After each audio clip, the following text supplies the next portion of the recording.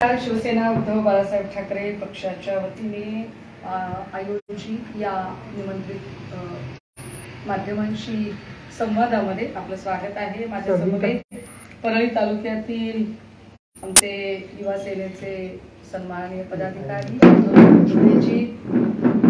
तालुका प्रमुख व्यंकट शिंदे, शहर प्रमुख राजेश विभूते उपस्थित आहेत। आपल्या सगळ्यांना याची कल्पना आहे की हा संवाद कशासाठी होत आहे। महाप्रबोधन यात्रेच्या निमित्ताने मागील 2.5 महिन्यापासून राज्यभर माझा दौरा चालू आहे आणि हा दौरा चालू असताना मी जी भूमिका मांडते ती भूमिका हे इथले संविधानिक लोकशाहीची चौकट वाचावी, या न्यायाने लोक जागृत झाले पाहिजेत, जाती जातीच्या भिंती तोडल्या गेल्या पाहिजेत आणि एकूणच लोकांना मुख्य प्रश्नांची अवगत केले पाहिजे असा हेतू घेऊन आणि जे लोक कुभांडर असतात, जे लोक खोटारडी कारण सांगतात, अशाही खोटारड्या लोकांचे मुखवटे उघडे पाडले पाहिजे अशा हेतूने महाप्रबोधन यात्रा चालू आहे। ही महाप्रबोधन यात्रा चालू असताना अनेक प्रकारे वेगवेगळ्या पद्धतीने हल्ले करण्याचा प्रयत्न झाला आणि मी ते प्रत्येक हल्ले फार हसत खेळत लीलया परतवूनही लावले। राजकारणामध्ये कधीही कुणाच्याही जातीचा उल्लेख कधीच होत नाही। माझ्या पक्षप्रवेशानंतर मात्र काही माध्यमांनी मी कुठल्या जातीची आहे, माझे आई वडील कोण आहे, माझे काय कोण आहे या संबंधाने फार चर्चित चर्वण केली। मी तरीही प्रयत्न केला। जेव्हा त्याचाही काहीच असर होत नाही म्हटल्यावर माझ्या बाईपणावर हल्ले करण्याचे प्रयत्न सुरू झाले। हे हल्ले सातत्याने होत होते। म्हणजे मी आठवण करून दिली पाहिजे की माझ्या पक्षप्रवेशानंतर अवघ्या 1 महिन्याच्या नंतर भाजपची एक कोणीतरी बाई जी आक्रस्ताळेपणासाठी प्रचंड प्रसिद्ध आहे, तिचं ट्विट असं होतं जे माझ्या आडनावावरून शाब्दिक कोटी करणारं, माझ्या आडनावावरून शाब्दिक कोटी करणं हा एका अर्थाने त्यांचा मनुवादी जातीवादी दृष्टिकोन सांगणारा आहे। त्यानंतर मग अगदी आता 15-20 दिवसांच्या पूर्वी खासदार श्रीकांत शिंदे यांच्या पत्रकार परिषदेमध्ये एक अत्यंत कफल्लक बुद्धिमत्तेचा माणूस पुन्हा एकदा माझ्या जातीच्या संबंधाने उल्लेख करतो आणि मी तरीही विक्टिम कार्ड आपण कधीही खेळणार नाही असं म्हणत मी लेट गो करते। मी त्यावरती हे का बरं असे बाईपणाचे हल्ले करतात? चळवळीतला एक चळवळीच्या शास्त्राचा एक नियम असा सांगितला जातो की लोक पहिल्यांदा तुम्हाला इग्नोर करतात, मग ते तुमची टिंगल उडवतात, मग ते तुमचा उपहास करायला लागतात, मग ते तुमचा विरोध करायला लागतात आणि या सगळ्या टप्प्यांवरून जेव्हा तुम्ही ताऊन सुलाखून निघता तेव्हा तुम्ही विजयी होता। मी चळवळीत असताना मी मांडणाऱ्या भूमिकेला काहींनी इग्नोर करायचा प्रयत्न केला। मी मुख्य प्रवाहात येऊन भूमिका मांडते म्हटल्यावर काहींनी टिंगलीचा सूर लावला। त्या सगळ्यांच्या बुद्धिमत्तेचं फार कौतुक करावंसं वाटतं, अपार कौतुक करावंसं वाटतं की टिंगल करताना काहींनी अगदी स्टूल सारखा सुद्धा कफल्लक बुद्धिमत्तांच्या लोकांनी तो विषय आला। मुळात मी जे मुद्दे मांडते त्या मुद्द्यांची उत्तरं त्यांच्याकडे नाहीयेत, मी जे प्रश्न विचारते त्या प्रश्नांची उत्तरं त्यांच्याकडे नाहीयेत। त्यामुळे मग स्टूल आहे का, हाईट किती आहे या संबंधाने अत्यंत घाणेरड्या पद्धतीने सवंग चर्चा सुरू झाली। मग काही काळानंतर उपहास सुरू झाला। उपहास दिसण्यावरून, उपहास आडनावावरून, उपहास जातीवरून, उपहास नावावरून। पण यातल्या एकानेही जो उपहास करतो, म्हणजे प्रकाश महाजनांसारख्या चिल्लर लोकांवर तर मी बोलतच नाही, पण यातल्या एकानेही मी जे तर्कसंगत प्रश्न मांडते त्या प्रश्नांची उत्तर द्यायची हिंमत मात्र केली नाही। आता काल परवा संजय सिरसाट माझ्या संबंधाने बोलले। अजूनही माझ्याकडून उल्लेख एकेरी येणार नाही कारण माझ्यावर प्रचंड चांगले संस्कार आहेत। सिरसाट का बोलले, कोणत्या मनस्थितीत बोलले हा सिरसाटांचा प्रश्न आहे, पण सिरसाट दाखवणारी ती भाषा आहे आणि म्हणून त्यावरती बोललंच गेलं पाहिजे कारण मी माझ्या परीने संसदीय राजकारणाची गरिमा टिकून राहिली पाहिजे यासाठी प्रयत्न करणाऱ्यांपैकी आहे। त्यामुळे मी ठरवून संसदीय राजकारणामध्ये विरोधकांशी सुद्धा बोलताना अत्यंत सन्मानाने बोलते। मी विरोधकांचा जेव्हा प्रश्न विचारते तेव्हा त्यांचे उल्लेख सुद्धा फार सन्मानाने करते। माझ्यावर माझ्या नेतृत्वाचे आणि कुटुंबाचे अत्यंत चांगले संस्कार आहेत। मी अत्यंत सभ्य आणि सुसंस्कृत नेतृत्वाच्या आदेशाने काम करते आणि माझ्या कुटुंबाने, माझ्या आई वडिलांनी, आजी आजोबांनी सुद्धा मला प्रचंड चांगले संस्कार दिलेले आहेत। त्यामुळे दादा, काका, भाऊ असं म्हणणं हा माझ्या संस्कृतीचा भाग आहे। कारण संजय शिरसाटांना जे काही भाऊ म्हणून टोचलं, मला आतापर्यंत कमाल वाटते। म्हणजे अजित दादांना कुणी दादा म्हटल्यावर दादांना ते टोचत नाही, कारण दादा एका सज्जन आणि सभ्य संस्कृतीतले आहेत। आर पाटलांचा उल्लेख कायम लोक आबा असं करायचे, आबांना ते टोचायचं नाही, कारण आबा एका सज्जन आणि सभ्य संस्कृतीतले आहेत। राजेश टोपे यांचा उल्लेख आम्ही कायम भैयासाहेब असा करतो, कारण आणि तो त्यांना टोचत नाही, कारण ते सज्जन आणि सभ्य संस्कृतीतले आहेत। आम्ही या प्रत्येकांचा उल्लेख करताना फार सभ्यतेने उल्लेख करतो, पण ज्यांना सभ्यता कशाशी खातात हेच माहित नाही, ज्यांच्याकडे महिलांकडनं बघण्याचे दृष्टिकोनच अत्यंत गलिच्छ आणि हिंकस आहे। मग तो अब्दुल सत्तारांचा दृष्टिकोन असेल, गुलाब पाटलांची भाषा असेल किंवा संजय शिरसाटाची भाषा असेल, ही सगळी भाषा त्यांच्या संस्कारांचा परिचय देते।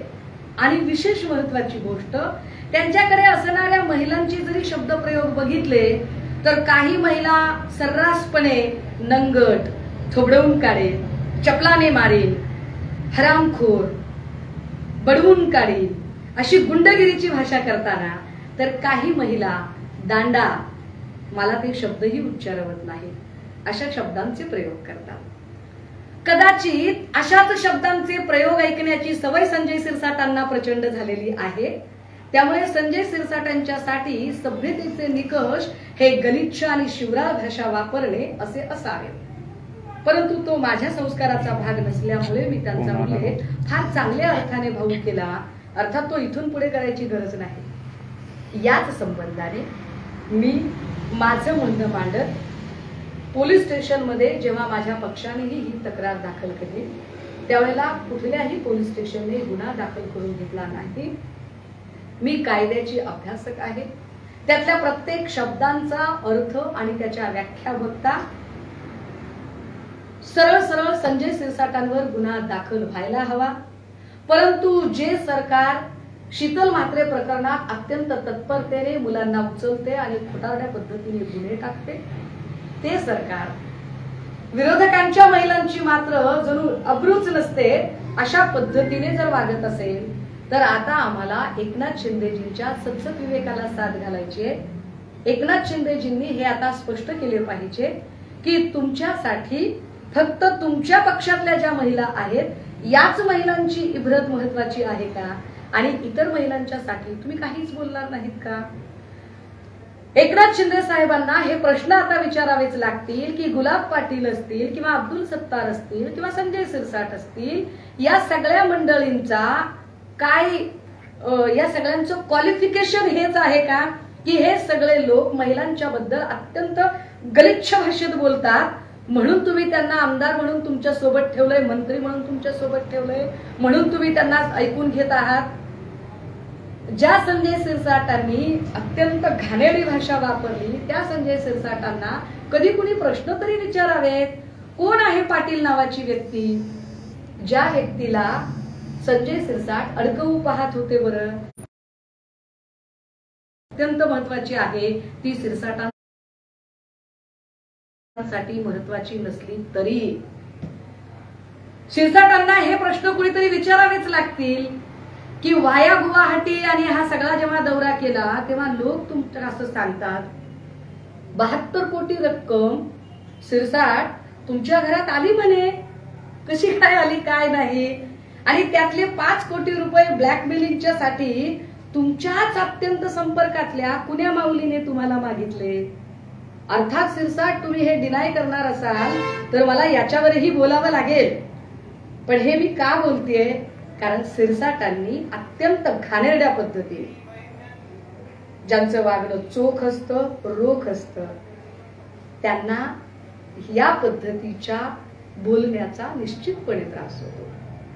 राहिला प्रश्न सिरसाट कुठल्या तरी माध्यमांशी बोलताना मी ऐकलं की माझ्या घरी ती आली होती. अजूनही सिरसाटांच्या बोलण्यातनं त्यांचा माज जाणवतो. ते ज्या एकेरी पद्धतीने बोलतात.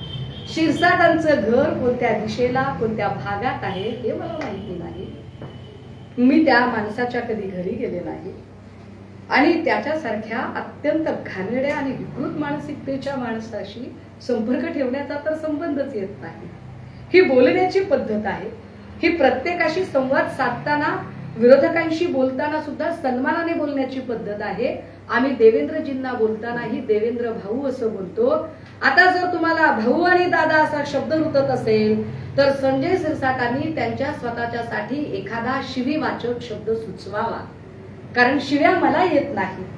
तुमच्या पक्षातल्या बायकांना येत असतील कदाचित, मला येत नाही. त्या या सगळ्या संदर्भाने मी येणाऱ्या काळामध्ये संजय सिरसाटांनी माझे प्रतिमाहनन करण्याचा जो प्रयत्न केला यावर अब्रू नुकसानीचा दावा दाखल करणार. महिला आयोगाकडे मी काल तक्रार केलेली आहे.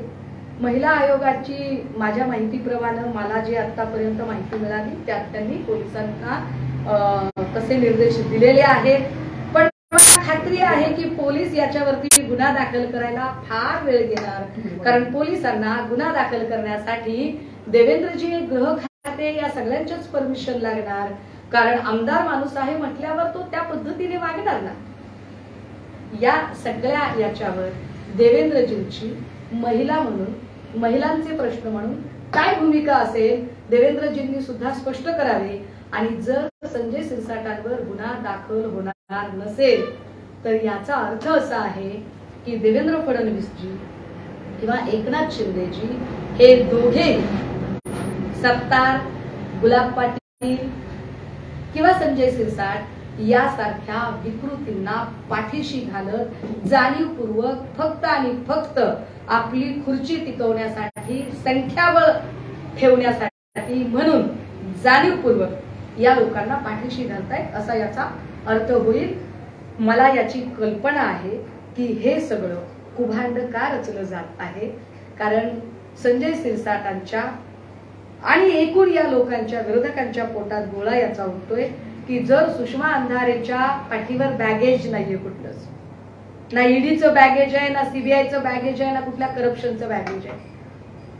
ईडी, सीबीआय, करप्शन यापैकी जर कशावरही बोलता येणार नसेल तर बाईपणावर हल्ले करणे जास्त सोपी असते असे त्यांना वाटत असेल. परंतु मी याच्या आधीही सांगितलं आणि मी आत्ताही सांगते की मी कुठलंही बाईपणाचं विक्टिम कार्ड खेळणार नाही.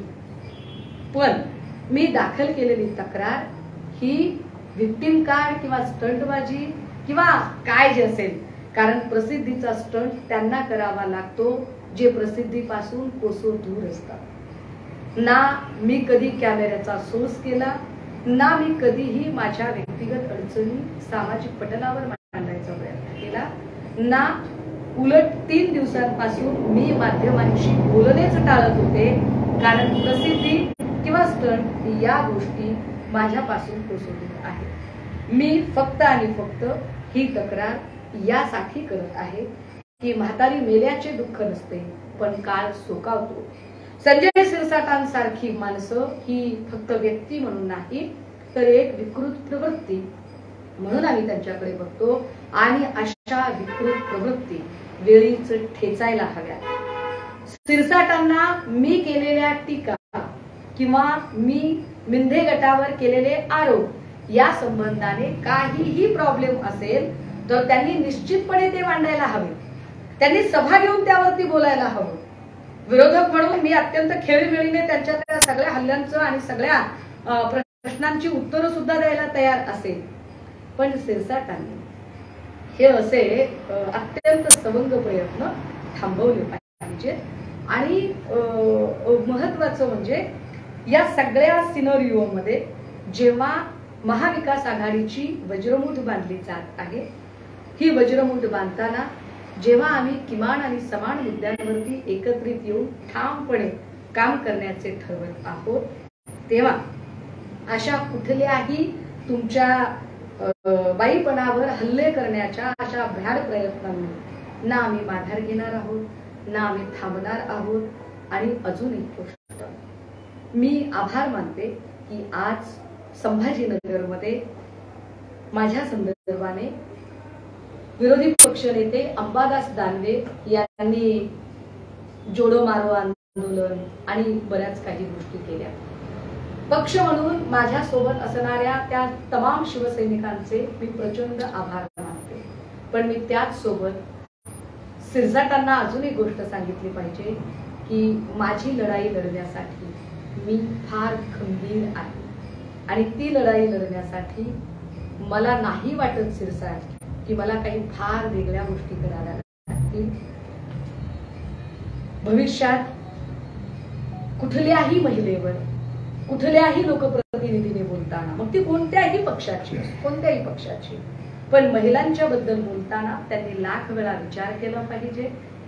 जर एखाद्या व्हिडिओला, ओरिजिनल व्हिडिओला तुम्ही मॉक व्हिडिओ म्हणून कांगावा करत असाल तर ओरिजिनल पब्लिक डोमेन मध्ये सिरसाट बोललेले असताना त्यावर आता काय भूमिका घेतल्या जातील हा आता एकनाथ शिंदेजींना प्रश्न असेल। आणि अजूनही माझा माणसातल्या चांगुलपणावर विश्वास आहे।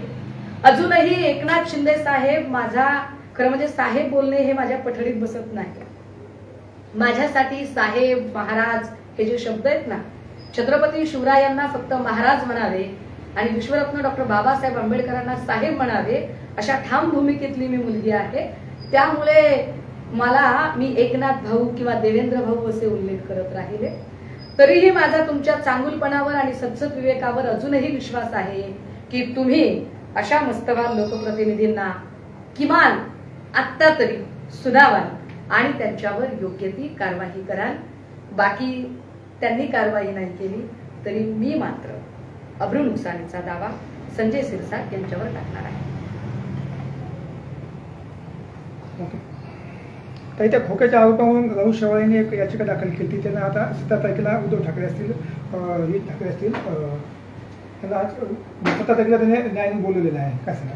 नाही, न्यायालयीन प्रक्रियेमध्ये जर न्यायालयाचे आदेश असतील तर न्यायालयीन प्रक्रियेला सहकार्य करणे ही भारतातल्या कुठल्याही नागरिकाची जबाबदारी आहे। या अर्थाने जर आमच्या पक्षप्रमुखांच्यासाठी जर अशा काही सूचना असतील तर पक्षप्रमुख या न्यायालयीन प्रक्रियेला सहकार्य करतीलच, त्याच्यात काही म्हणजे दुमत असण्याचं कारण नाही आहे। परंतु खोके या शब्दाने घाबरलेत नक्की सगळेच जण हे मात्र स्पष्ट आहे। आणि हो, त्याच्या सोबतच जो काही सावरकरांचा मुद्दा चालू आहे याही मुद्द्याने सांगितलं पाहिजे की काँग्रेस, राष्ट्रवादी काँग्रेस, शिवसेना उद्धव बाळासाहेब ठाकरे आम्ही सगळे किमान समान मुद्द्यावर एकत्रित आहोत। प्रत्येक पक्षाच्या काही धारणा असतात, काही विचारधारा असतात, परंतु आम्ही ज्या मुद्द्यावर एकत्रित आलेले आहोत तो मुद्दा म्हणजे संविधानिक चौकट ही लोकशाहीची चौकट वाचवणे। ती चौकट वाचवण्यासाठी आमचं एकत्र येणं अपरिहार्य आहे, कटिबद्ध आहे। राहिलेला प्रश्न बावनकुळे किंवा शेलारांनी सांगायचा की आम्ही काय सावरकर गौरव यात्रा काढत आहोत, मला वाटतं सावरकरांच्या आडून सावरकरांच्या नावाचं राजकारण करत खरं तर तुम्हाला मुंबई महापालिकेमध्ये प्रचारासाठी कुठला तरी मुद्दा घेऊन जायचा आहे। ज्या वंदनीय बाळासाहेब हयात असताना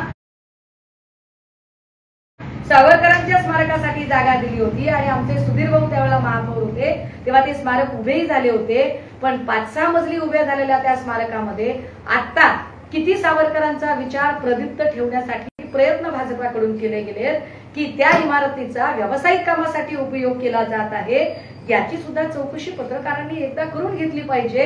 आणि एवढाच सावरकरांच्या बद्दल फार आदर आहे असं भाजपाला वाटत असेल तर भाजपने नामांतराच्या भूमिकांची जे काही मांडणी चालू आहे त्यात गुजरातला अहमदाबादचे नामकरण हे सावरकर नगर करून दाखवावे। सत्ता त्यांच्या हातात आहे, केंद्रात आणि राज्यात तुमच्या हातात सत्ता आहे, तर अहमदाबादचं जे काही नामकरण आहे हे नामकरण तुम्ही निश्चितपणे सावरकर नगर म्हणून करून दाखवा। राहिला प्रश्न सावरकर गौरव यात्रेचा, ही सावरकर गौरव यात्रा नाहीये, पब्लिक जानती है। भाजपला मुळात अदानी बचाव यात्रा काढायची आहे। उपयोग करत आहे हे समजण्या इतकी आता महाराष्ट्रातील जनता सुजाण झालेली आहे. सार्वजनिक ठिकाणी वकीलकर्त्याचा गाऊन आणि ब्राउन या सार्वजनिक ठिकाणी प्रदान करण्याचा जे उल्लेख करता सदावर्ते यांना 2 वर्षाची रद्द करण्यात आली वकिलकीची. आपण काय म्हणालात ते समजलं नाही. सार्वजनिक ठिकाणी ब्रांड आणि हे वकील करण्याचा ग्राउंड आणि ब्राउंड ह्या सार्वजनिक ठिकाणी प्रदान करण्याचा जो नसतो या ठिकाणी असा उल्लेख सदावर्तेने केलेला आहे. यामुळे त्याची 2 वर्षाची वकिलकी रद्द करण्यात आलेली आहे. सदावर्ते हे अगम्य अनाकलनीय प्रकरण आहे आणि अशा अगम्य आणि अनाकलनीय गूढ प्रकरणांवर माझ्यासारख्या अज्ञानी बालकांनी काय बोलावे. जिस तरह आपने ये कहा कि पुलिस जो है अभी अंडर प्रेशर काम नहीं कर रही सुनने से, उसी तरह पूरे मतलब दिल्ली तक की जो अभी जो राजनीति चल रही है तो जो संस्थाएं हैं वो अंडर प्रेशर गवर्नमेंट के काम कर रही है. अभी आपने देखा कि खासदार राहुल गांधी जी की भी जो है जो खासदार की है वो रद्द हो चुकी है. तो ये पूरा पैटर्न यही चल रहा है गली से दिल्ली तक. देखिए कभी कभी ऐसे होता है कि मेजॉरिटी भी एक तरह से डिक्टेटरशिप का काम करती है.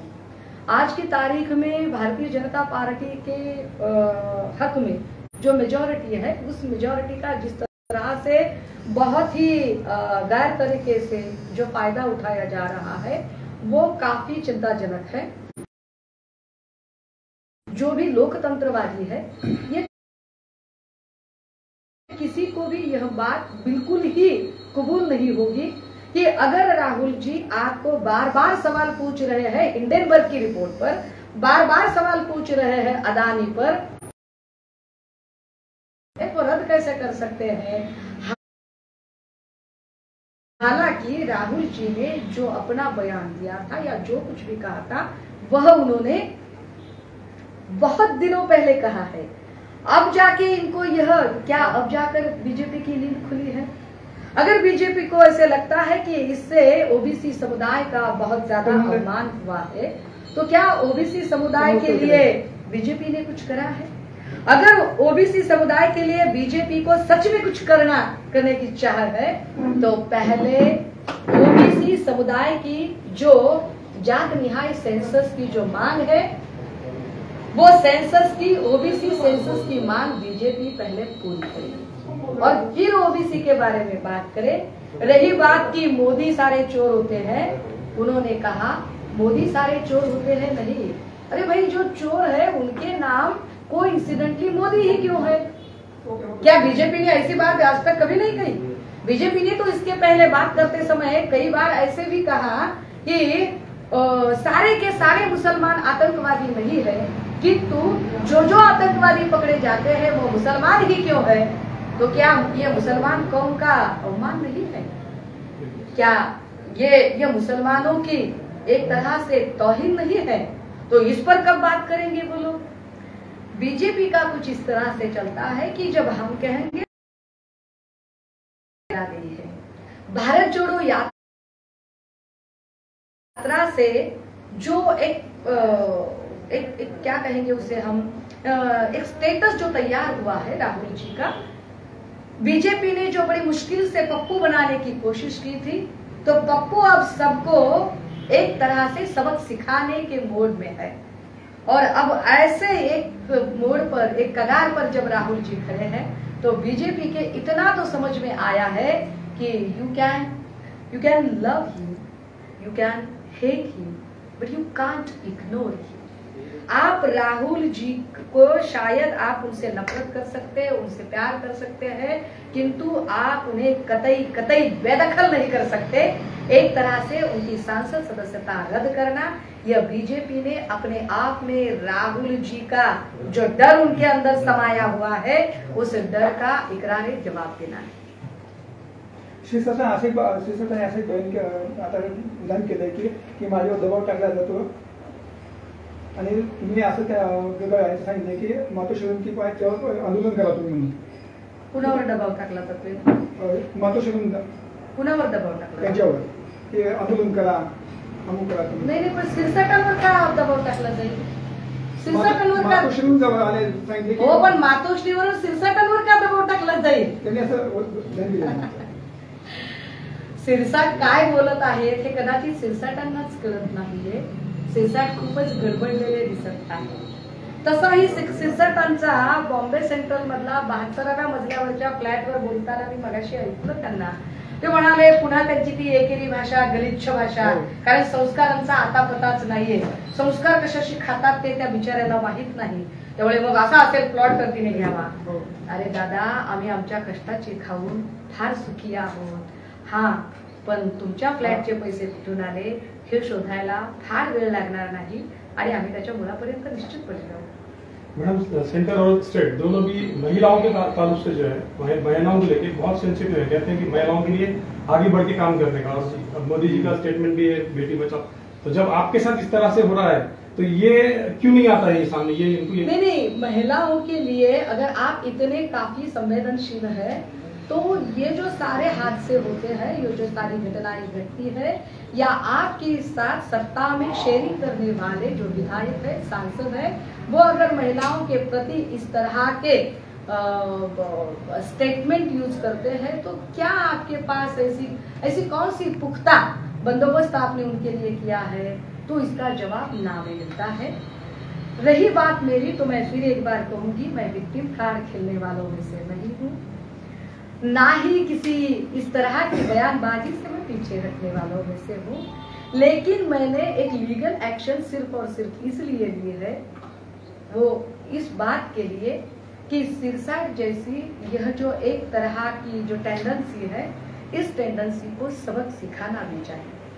क्योंकि होता क्या है बहुत बार कि शरीफ लोग बहुत ज्यादा चुप्पी साधते हैं, इसलिए बदमाशों का बाजार बहुत बढ़ जाता है.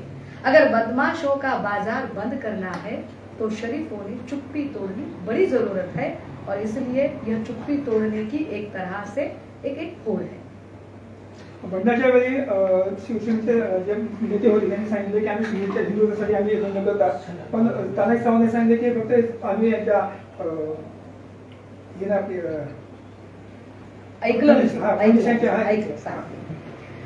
बंड होण्याच्या आधी 2019 पासून आम्ही सत्तांतराच्या तयारीत होतो आणि माझ्या आणि देवेंद्रजींच्या 100 ते 150 बैठका झाल्या होत्या, आणि मी आणि देवेंद्रजी मिळून एकनाथ शिंदे आणि सर्वच आमदारांना कन्व्हिन्स करत होतो, काउन्सिलिंग करत होतो, आणि आम्ही 2000 तानाजी सावंत साहेबांनी हे स्टेटमेंट दिले. ही चांगली गोष्ट आहे का? खरं तर तानाजीरावांचं या निमित्ताने आपण अभिनंदन केलं पाहिजे, आभार मानले पाहिजेत की तुमची जी, म्हणजे मी जे म्हणते ना की निनंद्याला 12 बुद्ध्या, तर ती अनेक कारणं होती. ती कारणं आता मागे पडलेली आहेत सगळी, हिंदुत्वाची, निधी न मिळण्याची, न भेटण्याची. मग कधी मराठा मुख्यमंत्री करायचा होता, कधी एकनाथ शिंदेनाच मुख्यमंत्री करायचे होते. आता एक नवच कारण येते की देवेंद्रजींची आणि तानाजी सावंतांच्या एकत्र बैठका होत होत्या आणि तानाजी सावंतांनी 150 बैठका केल्या.